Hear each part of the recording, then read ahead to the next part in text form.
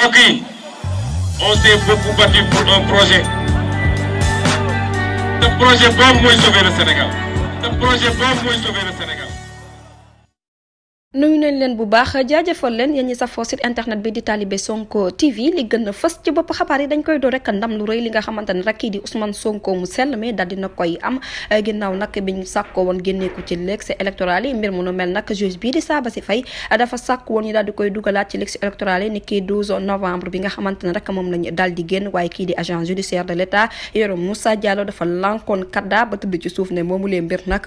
kenn du ko wanaasu mu daal di jël boobu lee mbir yóbbu ko fi nga xamante moom mooy ca tribunal hors classe ginnaaw nag bi ñu doon amal ab atte ni ki fukki fan ak ñaar ci weer bi ñu génn ñi nga xamante ne rek ñoom ñooy jugé daal dinañuy joxe ab verdict ne nañ kii di Ousmane Sonko nag jamono ji par la force doole mbaam day doon candidat ci élection présidentielle ñu doon ma ci atum 2024 juge bii di Ousmane Thior nekk ci tribunal hors classe moo ko daal di confirmé mu nekk ñaari ndam loo xamante ne rek kii di Ousmane Sonko am na ko ci taarix politique ndax nag jamono ji dina mën a bokk ci élection présidentielle ñu doon ma ci atum 2024 moo nekk laaj boo xamante ne rek daañu ko samp ndax fii ak 26 décembre nag kii di Ousmane Sonko war naa yóbbu lii di dossier ba tey rek beneen bi nga xamante ne rek moom la Sénégal yëpp doon xaar mooy nag ñu dugalaat Ousmane Sonko ci liste électorale yi waaye nag mbégte rek ak fierté lañ ci daal di àndal ndax juge bi di Ousmane Thior nag moom tamit daal di nay jox Sonko dëgg mu nekk ñaari ndam loo xamante ne rek daal dina koy am waaye ndam bi dafa mel ni rek dérangé na bu baax kii di avocat bi di maître El Hadji Diouf moom nag la mu daal di xam ne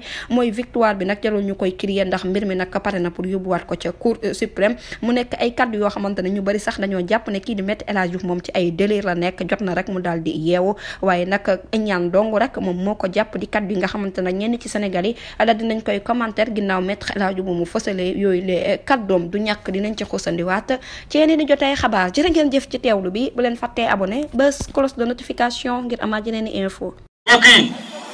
on s'est beaucoup battu pour un projet. Ce projet boobu mooy sauver le Sénégal.